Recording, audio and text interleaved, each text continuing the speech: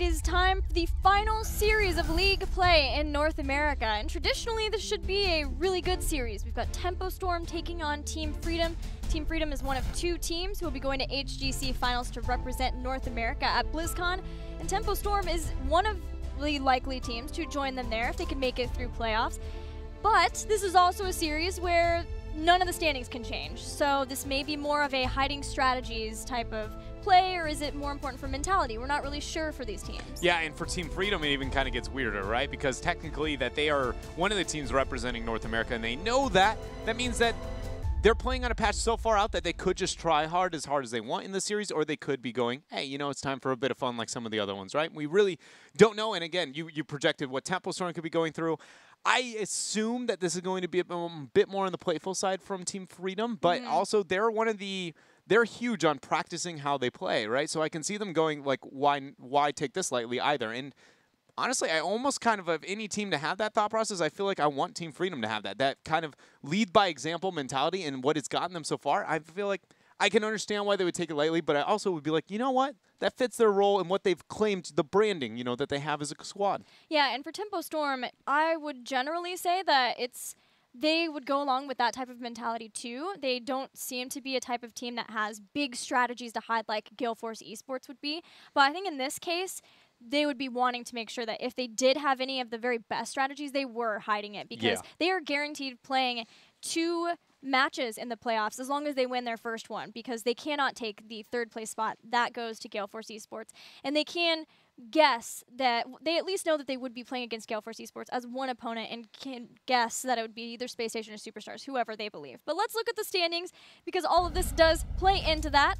Tempo Storm sitting in the 4th place spot. I would have said that mentality is more important for Tempo Storm, that they go into the series and go hard trying to get the win. But because they have suffered quite a few losses, and it's just not the same Tempo Storm that we've seen dominating the standings, a lot of teams have gotten stronger.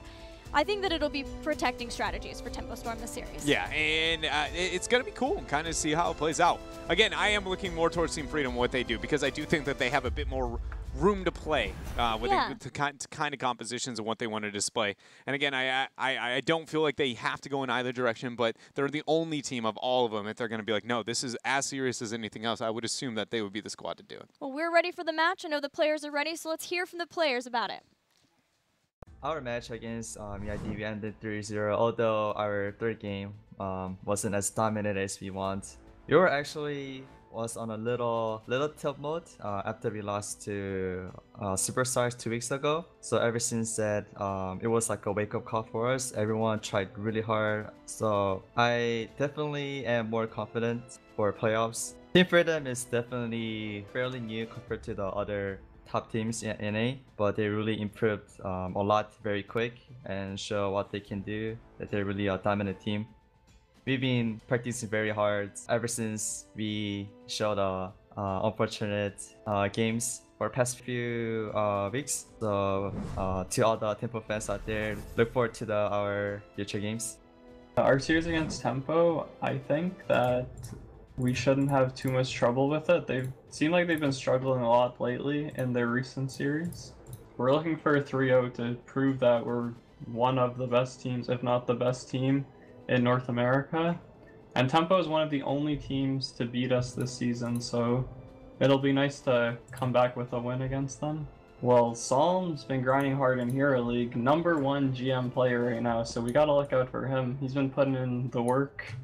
At the start of the season, a lot of people predicted Team Freedom to be one of the bottom teams and Tempo to be one of the best teams. And now looking at the end of the season, we have Team Freedom, one of the teams going to BlizzCon, and Tempo might not make it there. Both teams talking about the hard work that Tempo Storm has been putting in besides scrims. A lot of these members have been putting a lot of time into the solo queue, playing Hero League. Psalm is at the top of the Grandmaster status, so he's feeling really good about that, and I feel like you can see that translate into their play already. We have seen some fantastic, incredible plays being made by Psalm and a lot of the members of Tempo Storm. We also know that Tempo Storm has gone through a role swap again as of late. Maybe, probably. I think so. Every series, we're not quite sure, but it seems like Fury is back on main tank. Yeah. And we'll have to see if that is still the case this week, because it does vary week from week. Battleground time for Game 1. We're going to Cursed Hollow. Temple Storm's the one selecting that for us. The bans, Team Freedom, banned out Dragonshire, and it looks like Temple Storm wanted nothing to do with the Infernal Shrines. No surprise across the board when it comes to selection, and again, it's in the best interest of Temple Storm to be hiding things, so sticking to the norm. We talked about some of the map draft theory on the best way to hide your strategies, and I think we can assume Tempo will still follow that same strategy. Freedom, again, they can do whatever they want. No idea the direction they're going to take. It seemed maybe, you know, Zugrog was a bit more on the, we want to get that 3-0, but again, things can change here. Yeah, I forgot about the revenge factor because Tempo Storm did beat Team Freedom at the end of part 1 of this phase. Really happy to see a Team Freedom ban Dragonshire. It tends to be either Battlefield of Eternity or occasionally Dragonshire. I felt like Dragonshire was the best chance for Tempo Storm to get a game win off of Team Freedom. Freedom doesn't have a good record there, and Tempo Storm has shown a lot of favor toward that battleground lately. So we don't have an availability of Dragonshire. Infernal Shrines, though, won't be there for Team Freedom, but we're ready for draft number 1, and we've got a Genji ban. Genji ban now here from Freedom. It's not too surprising. Do we see Temple Storm ban out Tassadar, the ETC? No, it's the Medivh not wanting to let Dansky have that one. No surprise, Dansky probably the second, you know, Medivh player to come in right behind Glarong. He was very fast to get that follow-up and made a name for himself there on that Raven. It's just so funny. I wrote down both still play a ton of Genji and a ton of Medivh. Both were banned here. That probably will change for Team Freedom when they're in a second pick position. It seems like whenever they're second pick, they ban ETC, and then it's a fast first pick when they're in the first pick position. But Genji and Medivh off the table at the start of game 1. Both of these heroes being played a lot by both of these teams. We've seen Koth and Luck flex into Genji lately and be the Genji player while Sam will play something like a Medivh. I'm really excited to see what kind of adjustments get made into this series. Besides that, even just because it is this last series, and we might see some interesting strategies come up. Temple Storm is taking a while, considering that this is not a surprising first pick here for Team Freedom. They did choose the map, and again, this is maybe if you're going in the direction of hiding strategies, I don't feel like your 1-2 would necessarily be the hardest thing to come up with unless you're going deep, deep into the rabbit hole. We'll find out. 4 more seconds. I'm expecting it to be more standard. Abathur Muradin, you know, the Muradin is a little bit higher of value, but not so far so as for me to be like, oh, this is a crazy strategy. But definitely the Muradin's a bit out of place for Tempo. Well, the Abathur's more of a return to old for Tempo Storm, whereas Team Freedom is sticking with the new that's worked for them. They get their Vala, and Lucio probably will add another support to that. Last week when we talked to Team Freedom, Nasmus mentioned that Cure has moved into a position of having sort of the last say in drafting, and because of that, they're more willing to draft the double support style that's taken the nation or taken the region by storm, it seems. Yeah, taking the region by storm. Illidan was removed, not wanting to deal with that Muradin, Abathur, Illidan composition. Double threat, always necessary if you have an Illidan composition. So who, in fact, is going to be that hat target? The Muradin, given the Axe playstyle with the Dream Overload, we know that that is a very, very scary hat target. But normally you want more than just the Muradin. He's kind of like a... He's more of like that, ooh, they banned out everything, but now it's worth picking the Muradin. And so I don't expect Tempo Storm to neglect whoever that hat target is going to go beyond that frontliner. That very, very scary Muradin. Every time I see Muradin, I picked up, all I think of is his trailer, because it's still one of the best in the entire game for me. He wouldn't be overshadowed if he just wasn't so tough. I'm not kidding. He giggles every single time. It's the only one that gets me. That one and Kerrigan. Every time Kerrigan. Yeah, but Kerrigan is a negative response from you. Yeah. It's just vengeance never looked this good, Gilly, you know? It's something about that phrase just gets me every stinking time. Tilts you so fast. There's a Greymane, maybe a Zeratul and a Jaina. Nope, Gleaming and Uther. No prep.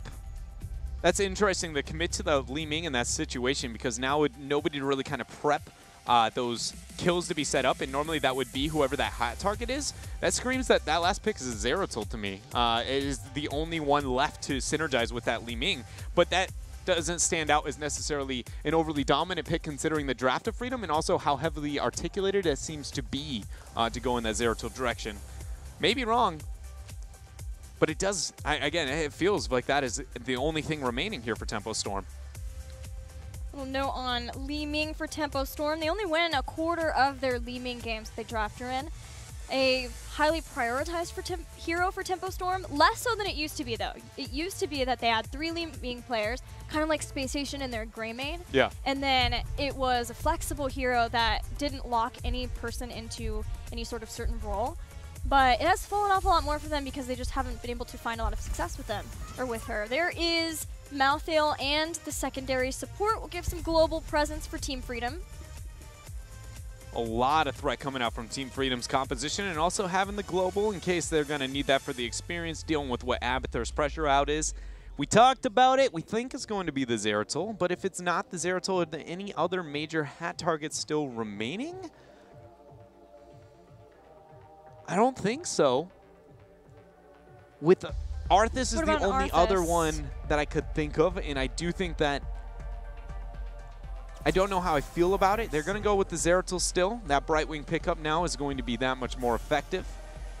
A little bit scared here for Tempo. They do have, remember yesterday when we were talking about what comps do we think we'll see? A cookie cutter composition. This is a comp we've seen. It can succeed. It's old school. You know, it just into what we see out of Team Freedom. They adapted to the situation and kind of made that Zeratul see decentivized, but we still see Tempo committed to it here. Makes sense considering it's just hiding the strategies, but it will struggle. Specifically, Psalm on the Zeratul is the thing. He has got to be really, I mean, just a absolute terror throughout this game, and more importantly, keeping track of that Brightwing, who I don't think it would be Collusion, probably be the secondary support here for Zugra, or for Team Freedom. Oh man, I got excited about the Brightwing changes, and then I realized that they weren't in the game yet, and so I just went through a whole roller coaster. You couldn't see it, but in here, in my heart, like it was leaping and then sad. And she's okay. She's holding her no. I actually haven't seen the new Brightwing yet. I haven't gotten to play her. Is it exciting? The face ship build is awesome. Is it the dopest thing you've ever seen? Yeah, it's really cool. Does it revitalize your love for Brightwing? I didn't need anything to revitalize my love for Brightwing, but I have been really enjoying playing it. Yeah. It has been a lot of fun. Yeah, you get to add Pixie Dust when you phase shift on someone at 4. That's along with Peekaboo. Yeah. Hyper Shift is, I believe that was buffed for an extra second per hero when you heal. Oh, nice. Yeah, and then Phase Shield gives not only you, but the target, but Brightwing the shield too. So all around, it's a pretty fun build to play. Emerald Wind's a thing? Hello? Yeah, we don't have it yet though. It's still going to be the normal Brightwing you anticipated for Game 1, and we are ready for Game 1. So let's get to it between Team Freedom and Tempo Storm. See you there. In the blue is going to be Tempo Storm. June on that Uther. We've got Fury repping the Murden up in the front line. Cothin Luck on that Abathur. You know, Psalm on the Zeratul, he's going to be looking for plays left and right. And Caterpillar's on that Li Ming. Tempo sticking with the main Warrior Fury, but in the red, Collusion playing Lucio, Zugrog playing his ETC. Kira will be playing Malthael. We've got Brightwing played by Dansky. And finally, Nasmus on his Vala, the members of Team Freedom. Lightning situation here for Freedom, sending Brightwing off on our own up in the top. Will Tempo march in 4-man here down up on bottom. This is preemptive, assuming that the members of Team Freedom are going to be looking for front wall pressure very early on. Tempo only has displayed 2 members.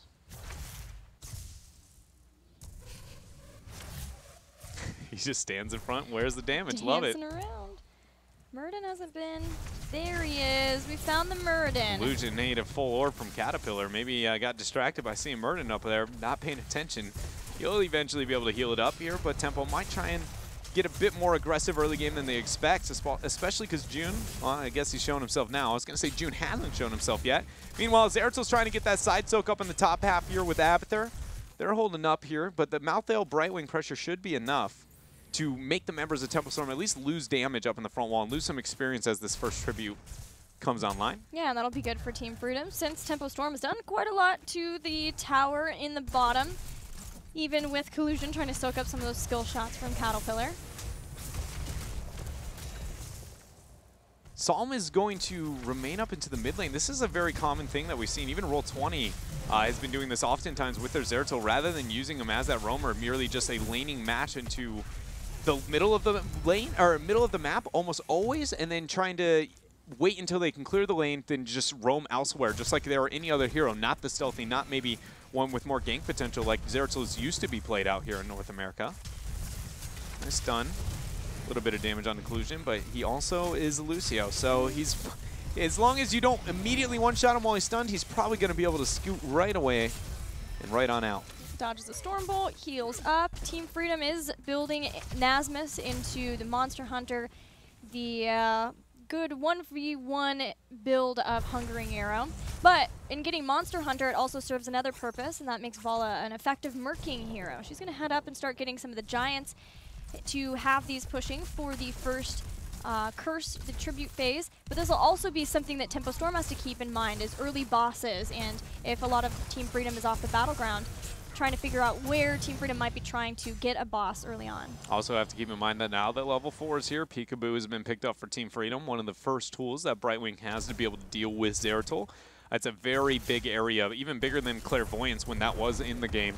And it sustains for a long period of time to just constantly reveal out. And it's on the opposite side of the map of Brightwing. This is essentially perfect situation for Team Freedom as long as they don't overextend up on top to that Zeratul gank. Speaking of that, Zeratul's going to show up, but Brightwing seems to be fine there, running away. Oh, but they immediately blow up Vala after that Stormbolt. Brilliant follow-up here from Cattle. He's been making some plays here so far already onto the Li Ming, and that was something I was going to note to keep an eye on through this game, because Cattle's Li Ming, it felt like it's been hit or miss in the past. With the flexibility he's displayed on, honestly, so many different heroes, it just felt like maybe Li Ming was stretching it a bit too far, but here today, he is very much on point with those spells. At least so far, they get the first blood and they get the first tribute. They kept Abathur and Zeratul soaking in lanes. Best case scenario for Tempo Storm, not even losing an AA tower to the giant pressure from Team Freedom, because since the tribute was close to there, they can clear that up pretty quickly. Team Freedom now sets their eyes on the next tribute, and with that, making sure that they have mercenary pressure again in a lane. This time it's the Bruisers, but Tempo Storm is doing the same. And I feel like what we see happening up on top is that Brightwing has not left this lane. And see how she's only managed to take one entire tournament, turret 4 minutes in. When we talk about globals and the laning mismatch of globals, I think that's a prime example. Abathur is a terrible individual laner, right? He is not very good on his own. Brightwing, she's good, but she's only good in the fact that she just doesn't die easily. And so you can see the lack of pressure she's able to apply. A traditional laner should be absolutely bullying that lane. And that's not a misplay on the side of Freedom, merely just highlighting that even though you have a global to match one, it doesn't really matter that much unless it's a severe mismatch within those globals. Oh, this was great. Body blocking, and June rotating in to make sure the ETC goes down. Team Freedom loses another at the start of a tribute phase, and this may change their mind as to what they would like to do for this tribute, even though it's in a great position for them normally. Brightwing is going to phase shift in. Peekaboo reveals the surrounding area, and Som went over with that Seeker in the dark. Good delay from Brightwing. I just thought for a moment he might be overextended. Nazmus vaulted in after eating a full orb. The boop is there. The members of Team Freedom here, they're still dancing around. Cure barely able to keep himself up. Cattle goes in, but he ends up going down. The punishment is there. No dominance. That was... a bait of the century. Yes. Then they follow up the polymorph slow from that. Zagreb goes in. Team Freedom seems angry that this early game isn't just completely dominant for them. They turn it around this next tribute phase. They'll get the tribute. They take 2 kills. Very well done. That was absolutely needed here for Team Freedom, and they're backing out, starting up this boss right away. The members of Tempo Storm do not know. This is, as you highlighted, all due to that Vala Q build. But looking back here, watch Cattle get baited after Psalm gets so low. He thinks he's going to teleport, reset, teleport over the wall, get the dominance, and he's fine. But because he was just barely out of range there, unable to get that reset, and Tempo unable to defend this boss. They do find a Brightwing who will use Polymorph, but between Fury Psalm and an Abathur hat, there's no getting out of this one, not without a Blink Heal Charge heroic abilities, and they're not 10 yet. Power Slide hits. With 1 support down, Team Freedom still willing to fight because they have their Lucio. And Fury takes a lot of damage from that. Zugbrug's there! Oh, just barely can't get to Fury. Starts the healing back up. Cattle and June now chasing him down. Really good use of the knockback into immediate power slide. Otherwise, he would have been dead to that Frisbee coming up from June. The boss still pressuring here up on towards top. Tempo Storm is putting a lot onto their Murden hat. They've moved into not only damage at 7, which is originally more K1 Pro-esque when it comes to the Abathur build, but then also Skullcracker at level 7 onto Murden with no immediate channel target to rid of on the other side. Normally that's into things like Lieutenant Morales or Chen. So it is just straight up that they want that to be their primary hot target, and Fury is actually going to be the killer of this game, meaning that Zeratul, if he voids and dies into fights, it's not nearly as detrimental to their composition as long as, again, Fury's making work happen onto that backline. Yeah, and that build is good, just really takes off once he gets 16 too with Given the Axe. The boss has been dealt with. Team Freedom has heroics, but so too are Tempo Storm getting theirs.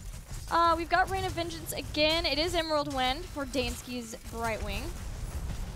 And the rest are as we would expect. No stage dive. Zugrug favoring having some more boss control with his mosh pit. Tempo Storm sharking Divine around here. Storm follow up after the Void. This Void, if people group, Psalm's sharking for it. Here it goes in. The Void is going to be laid down. Mosh pit's used, and immediately Li Ming is dead. No interrupt onto the Mosh with that wave of force if she's stuck in it. Now Fury, the focus. Emerald Wind used. Doesn't land on anybody, but it's not necessary. 3 members, excuse me, 2 after June with a brilliant heal. Dead. Eventually 3 members.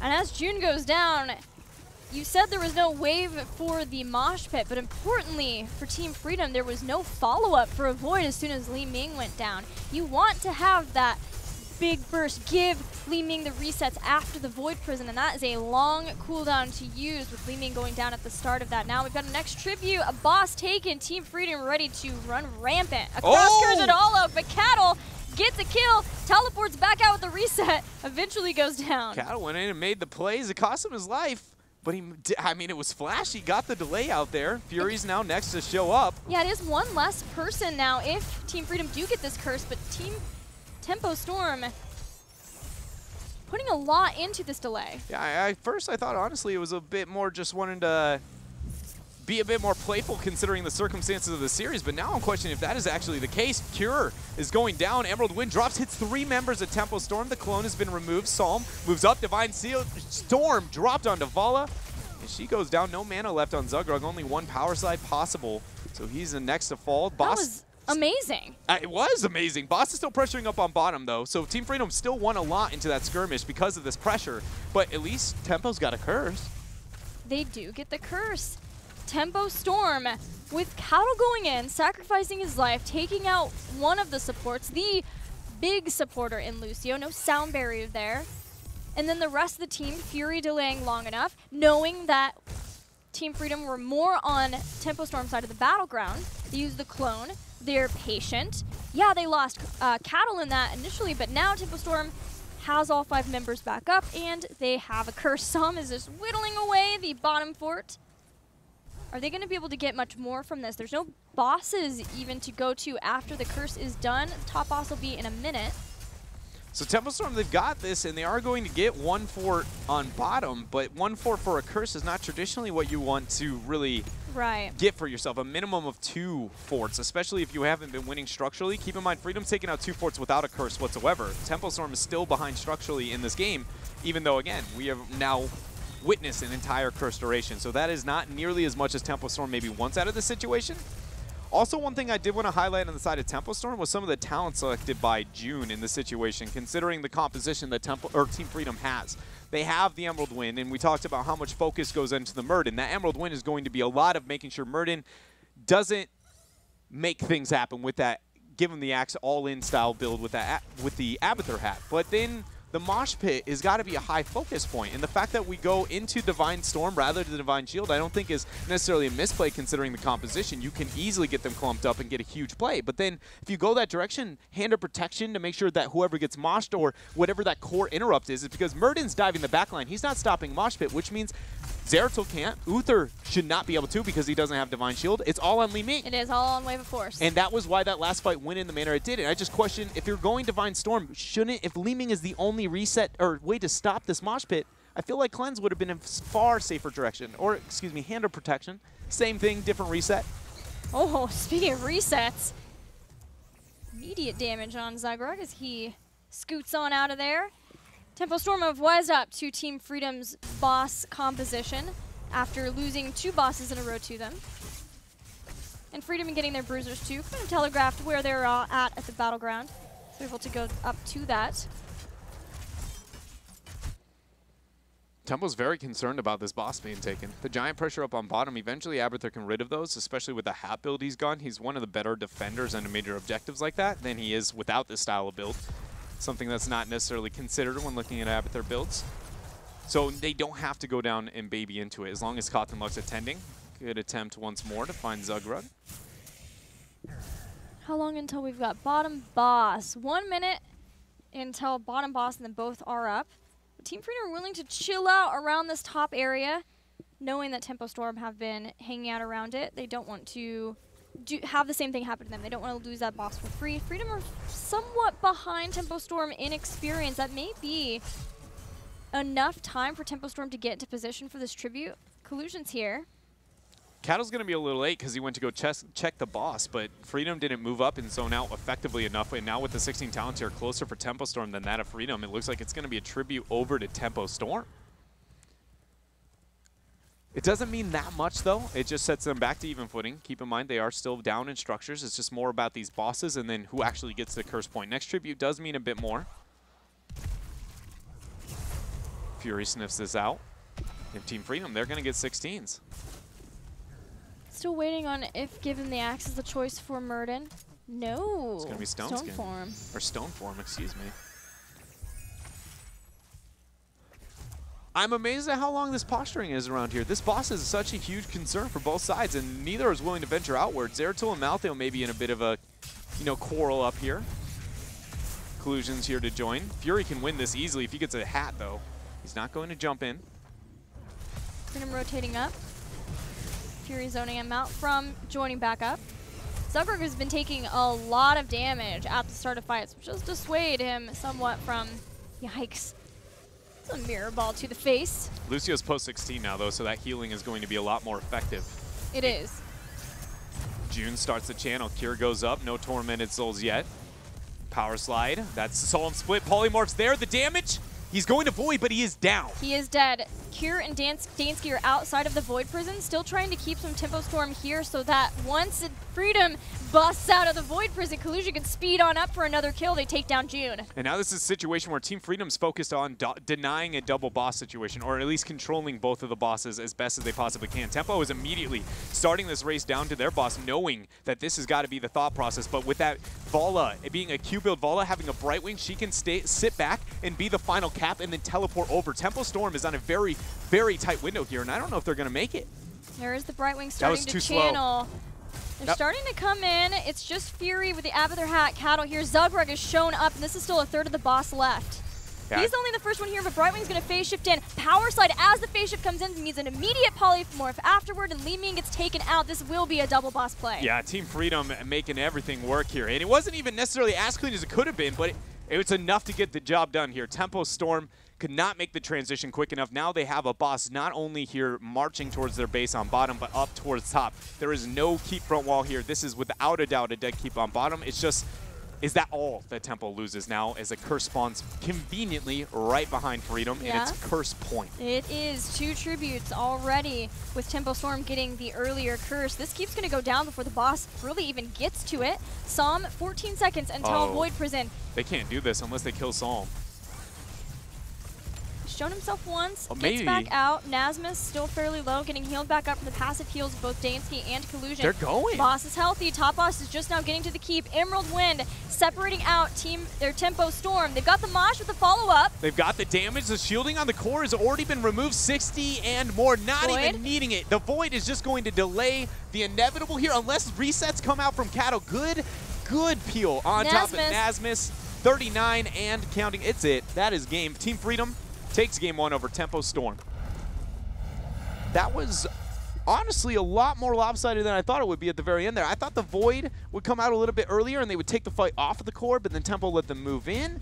And it's just, I was just very concerned with how Tempo Storm was kind of letting them move into that base like that. And then it made it a lot closer than I originally thought. Yeah, it was really close. Nasmus lived for a very long time that he could keep doing the damage there, that being Vala. You want to have Vala for as long as possible when you go in for that kind of kill, so she has the consistent damage for the core. You could see that she was a focus, but Emerald Wind was good to just try to separate people out of way. You have the Rain of Vengeance follow-up with a Mosh just to keep Vala alive just a little bit longer. These small moves allowed Team Freedom to get a victory, but the big deal had to be the teamfight win into immediate double boss, and then even being able to catch Tempo Storm, get the 1 kill on Li Ming.